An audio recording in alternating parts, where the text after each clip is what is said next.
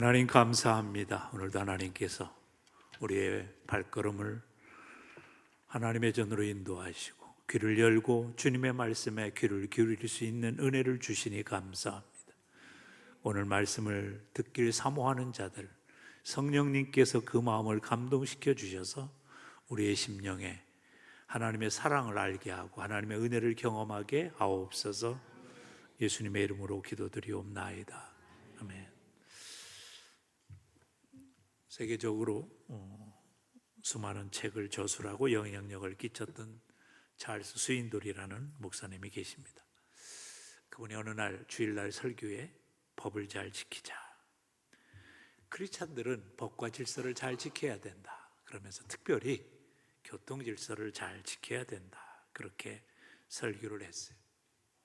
그리고는 그날 오후가 돼서 이제 예배가 다 끝나 목사님도 집으로 돌아가는 와중에 그만 딴 생각을 하다가 사람이 별로 없는 것 같은 그런 거리에서 사거리에 빨간 신호대 무심코 지나가게 됐어요.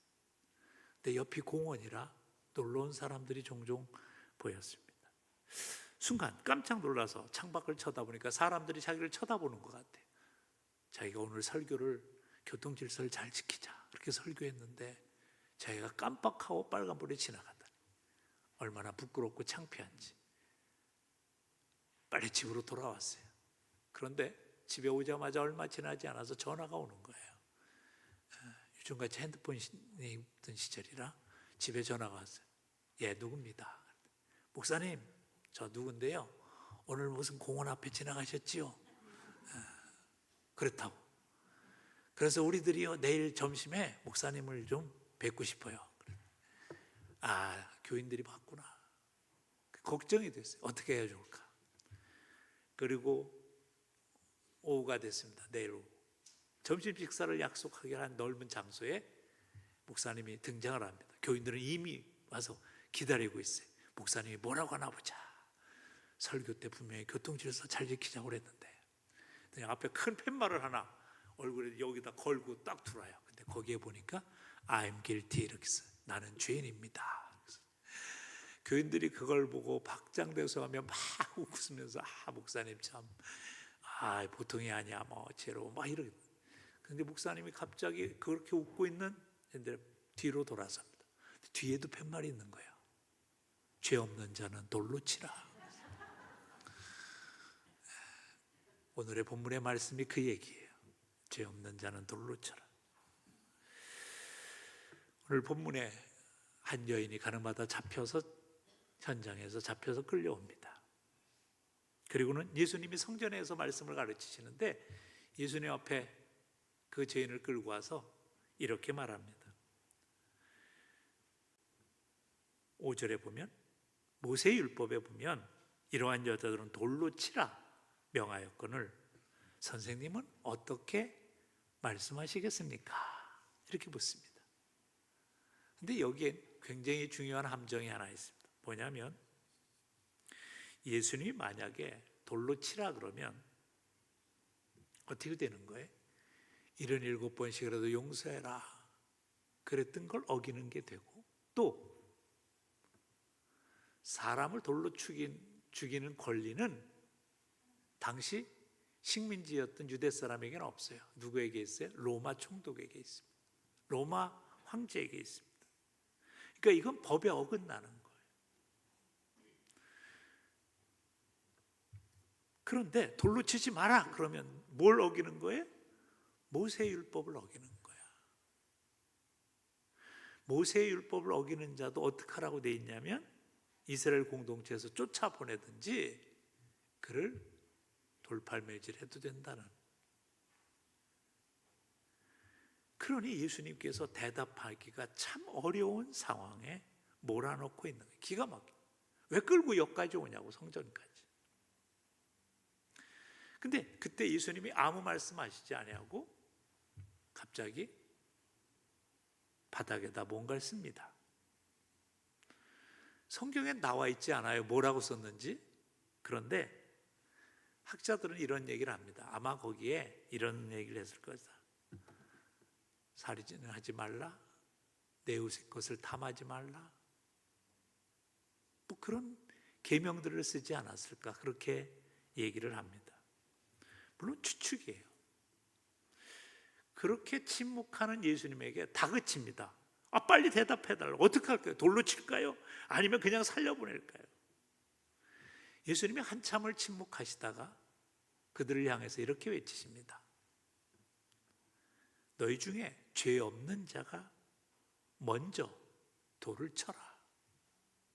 그리고 나서 예수님이 다시 앉으셔서 뭐라고 쓰시고 계십니다. 근데 이상한 일이 벌어졌어요. 그들이 이 말씀을 듣고 나서 예수님의 행동을 이렇게 쳐다보고 나서 양심의 가책을 느꼈대요.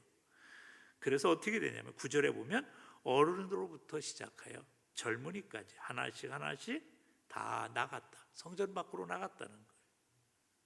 그리고 누구만 남았냐면 그 여인만 남았다 하는 거죠. 그래서 학자들은 두 번째 무슨 얘기를 그래다 쓰고 있었을까? 돌을 들어서 가장 흥분한 사람의 죄부터 쓰고 계셨다는 거예요. 너도 옆집 여자 농구받잖아, 뭐 이런 거 쓰고 있었다는 거예요. 너 땡이 엄마 욕했잖아, 뭐 이런 거 쓰고 있었다는 거지. 자기 죄를 발견하게 되니까 슬그머니 놓고 양심의 가책이 돼서 도망치기 시작했다는 거예요. 여러분, 그리고 나서 하나는 남았더라, 그게 아니야. 뭐라고 돼 있어요? 이 여자 외에는 아무도 남지 않고 다 가버렸어요. 이게 무슨 얘기예요? 우리 모두가 다 죄인이라는 거예요. 그래서 성경 로마서 3장에 보면 이런 말씀이 있습니다. 의인은 없나니 하나도 없다. 의인은 없나니 하나도 없다는 거예요. 우리 의인이 없어요. 요한 1서 1장 8절에는 더 강하게 얘기하십니다. 만일 우리가 죄 없다 말하면 스스로 속이고 또 진리가 우리 속에 있지 아니한, 우리 속에 양심이 없는 자들이라는 거예요. 우리가 죄 없다 한다면. 그러고 보면 우리 모두가 다 죄인일 수밖에 없다는 거죠. 근데 우리가 그런 죄인임에도 불구하고 다른 사람의 죄를 지적하고 공격하는 일에 우리는 능하다는 거죠. 옛날 얘기, 이런 얘기가 있어요. 어느 나라 한 사형수가 죄 없이 모함에 걸려서 억울한 누명을 쓰고 죽음을 맞게 됐습니다. 이 사람이 그래도 사회적인 인물이기 때문에 많은 사람들이 아는 사람이에요. 그런데 그가 고민을 했습니다. 내가 잘못도 저지르지 않았는데 내가 죽음을 맞이하게 된다는 건 이건 너무 억울한 일이다. 그러니 내가 어떻게든 방법을 찾아내야 된다. 아무 방법이 없는 거예요. 근데 한 가지 생각이 났어요. 그게 뭐냐면 내가 임금을 만나서 이렇게 하면 되겠다. 그래서 마지막 소원을 얘기했습니다. 사람이 죽기 전에는 마지막 소원 하나를 들어주는 게 그날의 규칙이었어요. 내가 임금님을 만나고 싶습니다. 그래서 죽게 사형대에 끌려가기 전에 임금님을 만났습니다. 임금이 만나주겠다. 그래서 만났어요. 이 사람이 임금에게 뭐라고 얘기했냐면 내 품속에 지금 귀한 보물이 하나 있습니다.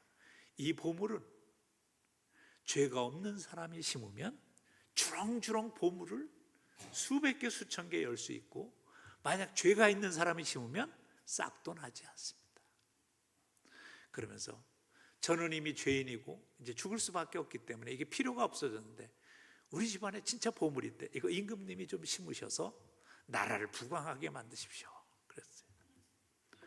임금이 가장 받고 생각하니까 자기도 속으로 죄가 많은데 만약 내가 이거 심었다가 싹이 안 나면 백성들이 우리 임금도 뭔가 죄가 있어 저거 이렇게 손가락질할 것 같으니까 얼른 영의정 자네가 심어보게. 그리고 영의정한테 줬어요. 영의정이 받고 나서 당황하는 거예요. 나도 죄가 많은데, 모르는 죄가 많은데. 그래서 좌의정 당신이 가지시오. 좌의정이 받았어요. 좌의정이 받고 나서 걱정이 되는 거야. 자기도 죄가 많은데 심어 안 날. 그래서 병족판서 당신이 가지시오. 그러다가 내려가서 어디까지 갔냐면 사형 집행인까지 갔어요. 사형 집행인이 들고 나서 저도 이건 못 시겠습니다.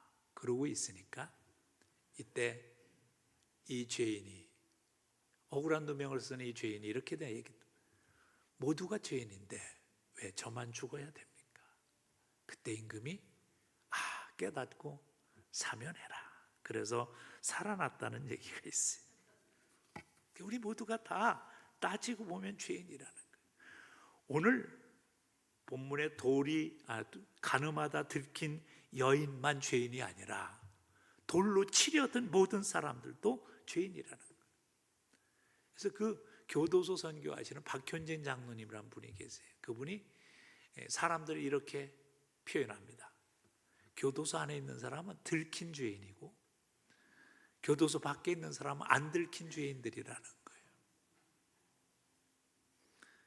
즉 우리 모두가 죄인이라는 사실을 깨닫는 게 중요하다. 오늘 11절에 보면 그래서 예수님은 이 여인을 향해서 뭐라고 말씀해요? 예수께서 이르시되 나도 너를 정죄치 아니하노니 가서 다시는 죄를 범하지 말라. 그에게 소망을 주십니다. 그런데 서기관과 바리새인들은 그러지 않았어요. 그들이 가졌던 시각은 뭘까요? 정죄의 시각이에요. 모세의 율법이라는 걸 가지고 사람을 판단하고 그들에게 그래서 우리가 알아야 되는 게 있어요. 우리에게는 두 가지 시선이 있습니다. 하나는 법을 통해서 하는 정죄의 시각이 있고, 하나는 뭐냐면 사람을 살리는 사랑의 시각이 있다는 거예요. 옛날 얘기에 또 이런 얘기가 있더라고요. 어느 날 군대들이 훈련을 하다가 갑자기 두 장수가 막 말다툼이 있습니다. 그 이유가 뭐냐면 임금이 전쟁에 승리하는 사람에게 이런 훌륭한 방패를 준다. 그리고 방패 하나를 탁 만들어서 걸어놨어요. 그러니까 그 방패를 보고 한 장을, 이야, 저 금으로 된 방패네. 저거 좋네. 그러니까 저쪽에 있던 장수가, 저게 왜 금이야 은이지? 그래가지고 둘이 말다툼이 일어났어요. 지나가던 사람이 그걸 보고 이렇게 얘기합니다. 이 양반들아, 서로 입장을 바꿔서 당신이 이쪽에 와보고 당신이 저쪽에 와봐. 서로 바꿔보니까 이쪽에서 보니까 금 방패야, 저쪽에서 보니까 은 방패야. 왜 그러냐면 그 방패가 한쪽은 금으로 돼 있고 한쪽은 은으로 돼 있었기 때문이죠. 무슨 얘기를 하자는 거예요? 한 면만 보면 우리는 실수할 수 있다는 거죠. 그래서 우리가 법으로도 볼 수 있지만 사랑으로도 볼 줄 아는 눈이 있어야 사람을 바로 볼 수 있다는 거죠. 제자입니까? 라는 유명한 책을 쓴 카를로스 오르테스라는 목사님이 쓴 율법의 정신이라는 책에 나오는 이야기입니다. 거기에 보면 그 도시에 사는 한 과부가 어린아이 5을 키우고 있었습니다. 근데 어느 날 슈퍼마켓에 와서 물건을 사는데 우유하고 빵을 많이 샀어요. 그리고는 나가려는데 캐시어, 거기 슈퍼마켓 종업원이 그를 붙였습니다. 당신이 가방 좀 열어보세요.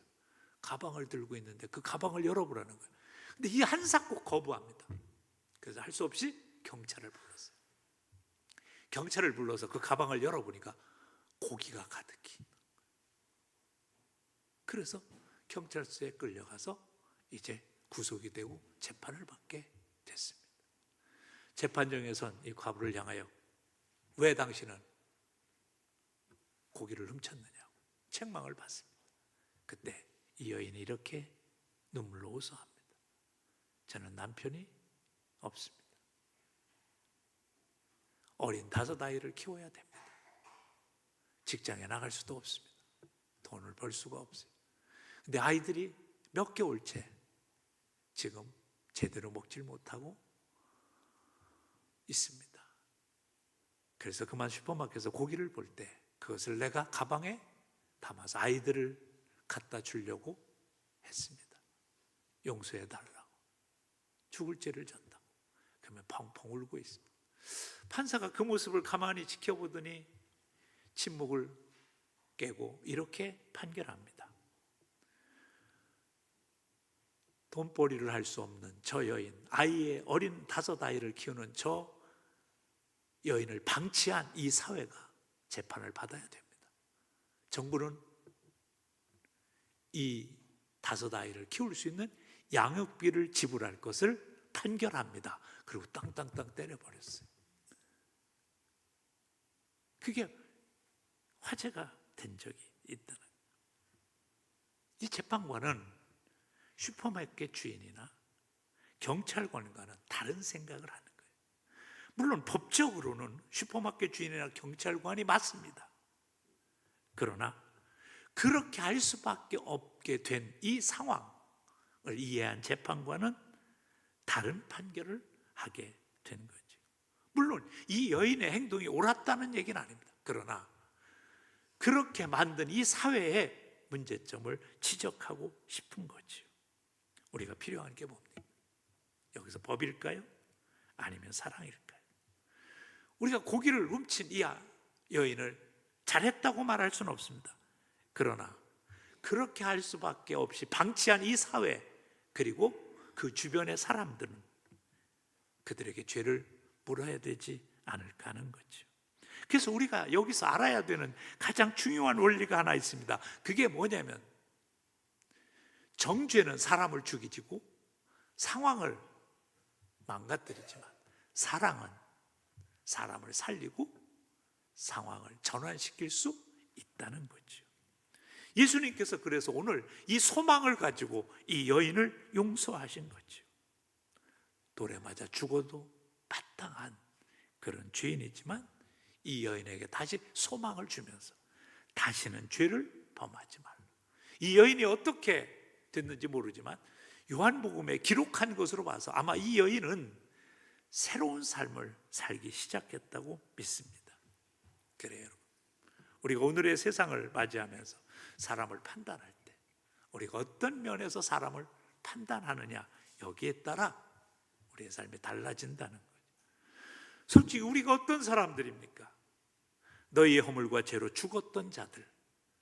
우리는 죄로 말미암아 죽을 수밖에 없어서 하나님께서 우리를 사랑하셔서 독생자 예수 그리스도를 보내심으로 우리를 살려주신 그런 존재들입니다. 그렇다면 우리가 가져야 될 두 눈은 정죄의 시각만이 아니라 사랑의 시각을 가질 수 있어야 된다. 그래야 사람을 살릴 수 있다는 거예요. 그럼 가만히 보세요. 오늘날 법이 점점 더 강화됩니다. 제가 느끼는 게 여러분 화재, 이 소방법이 얼마나 강화되는지 몰라요. 매년 뭐가 추가돼. 어떻게 보면 못 살겠다는. 엊그제 제가 교회 일 때문에 은행에 갔습니다.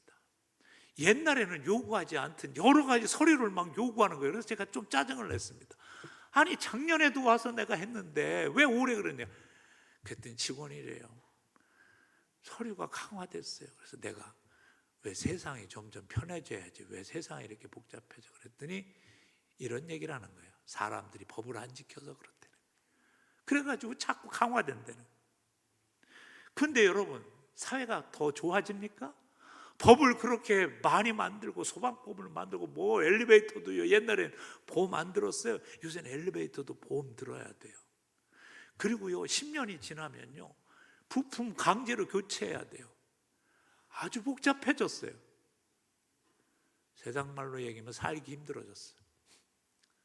근데 그래가지고 사람들이 점점 좋아지고 있냐고요. 아니 대전에요 교도소가 있어요. 그 교도소가 전국에서 제일 큰 교도소래. 근데 그게 너무 수용이, 너무 인원이 많아져서 더 큰 데로 몇 배로 크게 져야 된대. 아니 죄인은 더 많아지고 있어요. 법이 사람을 바꾸지 못한다는 거예요. 성경은 그래서 뭘 가르쳐줘요? 사랑만이 사람을 변화시킬 수 있다는 거죠. 누가복음 15장에 보면 탕자의 비유가 나옵니다. 집 나갔던 탕자가 다시 집으로 돌아왔어요. 아버지의 유산을 막 강제로 요구해서 아버지가 그냥 줬어요. 그랬더니 쫄딱 망하다가 빈털터리가 돼서 의지가 돼서 집에 왔어요. 그럼 어떻게 해요? 대부분 에이그 내가 너 그럴 줄 알았다 임마.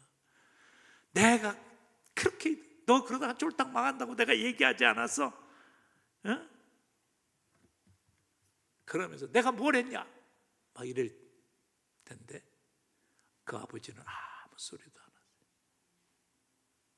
여러분, 아버지가 만약 그렇게 막 따지고 잔소리했다면 얘가 뭐겠어요? 아마 집에서 가출해가지고 어디 절벽 위에 가서 떨어지든지 아마 그랬을지 몰라요. 그런데 이 아버지는 아무 말 안 하고 그 아이를 위해서 그동안 먹지 못했던 진수성찬을 차려줍니다. 이게 바로 아버지의 사랑이에요. 이것이 하나님이 우리에게 보여주시고 있는 모습입니다. 하나님은 정죄의 원리를 사용하지 아니하시고 사랑의 원리를 사용하셔요. 여러분, 가만히 생각해 보세요. 우리가 이 세상에 살아가면서 하나님의 말씀대로 살지 않는 것을 하나님께서 꼬박꼬박 그것을 챙겨서 너 이런 거 죄졌구나, 이런 거 잘못했구나 그런다면 우리가 살 수 있겠어요? 오늘 우리가 이 자리에 와서 예배 드릴 수 있는 이유가 뭐예요? 나의 죄를 용서하시고 나를 사랑하시는 그 하나님을 믿기 때문에 그런 거예요. 이건 법의 원리가 아니라 사랑의 원리가 작동하는 거지요. 그래요. 사람이 사는 건 법의 원리가 아니라 사랑의 원리가 작동할 때, 그게 뭐예요? 용서하시는 아버지 하나님의 마음이라는 거죠. 유명한 화가 렘블란트가 가늠하다 잡혀온 여인의 그림을 그렸습니다.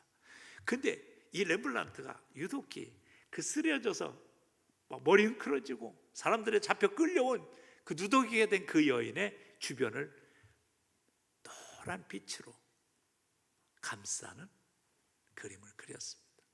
렘블란트가 왜 그런 그림을 그렸을까요? 주님의 따뜻한 용서하심으로 회복되는 이 여인의 미래를 그리고 싶었던 거지요. 그래요. 그래서 사랑은 뭐예요? 사랑은 덮는 것입니다. 예수님의 사랑은 우리의 수치와 우리의 실패와 우리의 어리석음을 덮는 거예요. 세상의 사람은 상식의 잣대, 세상의 잣대를 가지고 우리에게 들이밀고 우리를 정죄하고 우리를 비난합니다.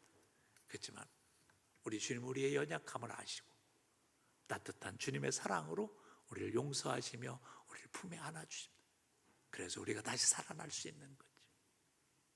성경에 보면 노아가, 그 의인 노아가 어느 날 그만 실수해서 술을 만취해가지고 거실에서 빨가벗고 잡니다.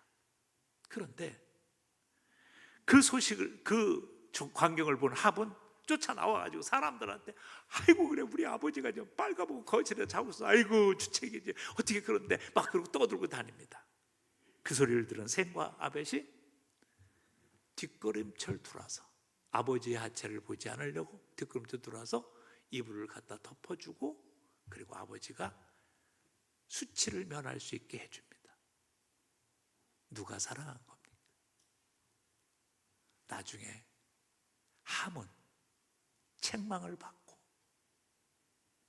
저주를 받지만 셈과 아벳은 칭찬과 축복을 경험하게 됩니다. 그래요. 사랑이 뭐냐? 사랑은 남의 허물을 덮어주는 거예요. 남의 수치를 감싸주는 거예요.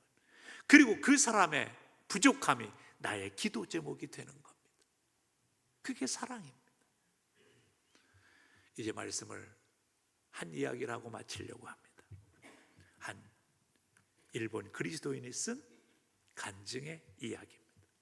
그는 일본에서 사업에 실패하고 미국에 건너와서 샌프란시스코 근처에서 농사를 졌습니다. 장미 농장을 경영했어요.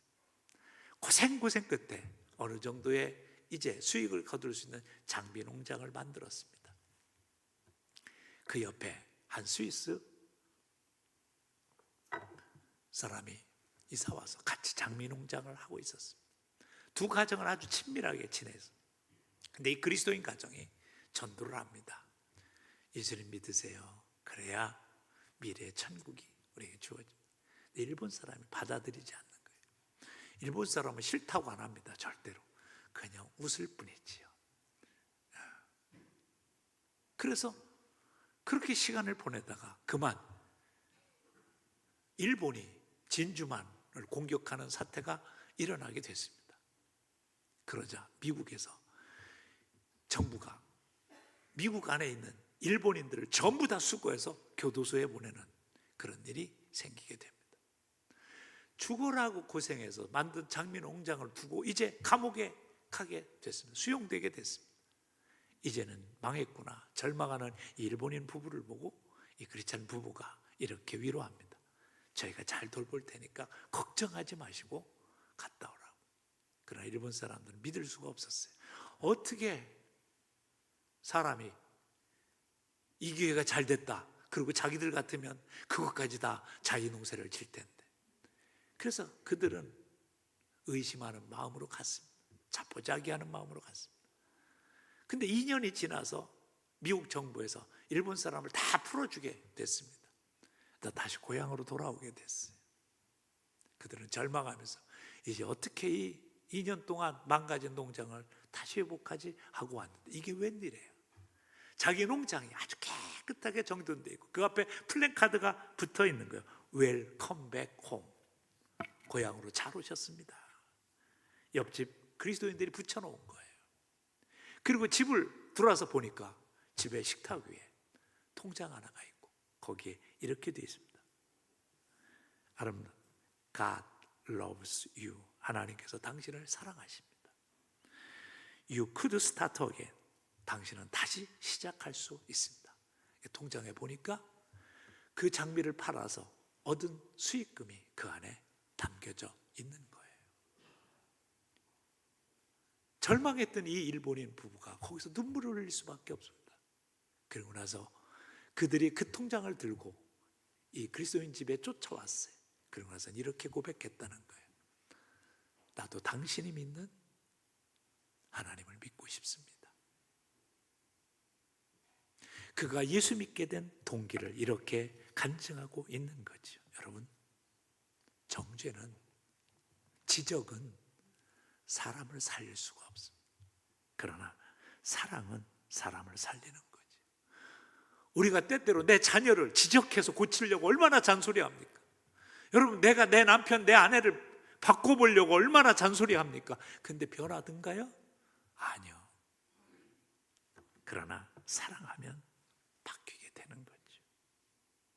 어떤 분이 글을 썼는데 제가 공감이 돼서 그 얘기를 하려고 합니다. 여러분, 야구 선수가 야구 못하는 사람 봤어요? 축구 선수가 축구 못하는 사람 봤어요? 농구 선수가 농구 못하는 사람 봤어요? 조금의 차이는 있지만 우리보다는 훨씬 잘합니다. 하나님의 사랑받는 그리스도인이. 근데 사랑을 못한다면 그게 그리스도인 맞는가요? 사랑하는 성도 여러분, 우리가 하나님의 사랑을 받아 구원받은 하나님의 백성이 됐습니다. 그럼 우리가 해야 될 일이 뭘까요? 사랑하는 것, 용서하는 겁니다. 그래야 영혼이 살아나는 거지. 나를 인하여 내 주변이 살아나지 못한다면 내가 그 영혼을 사랑하고 있지 않은 거지요.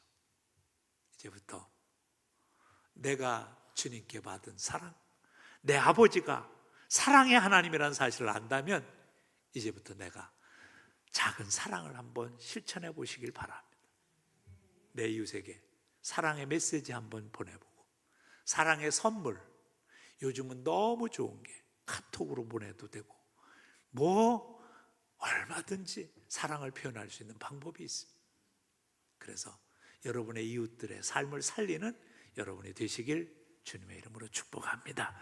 기도드립시다. 하나님 감사합니다. 오늘 주님의 말씀을 듣는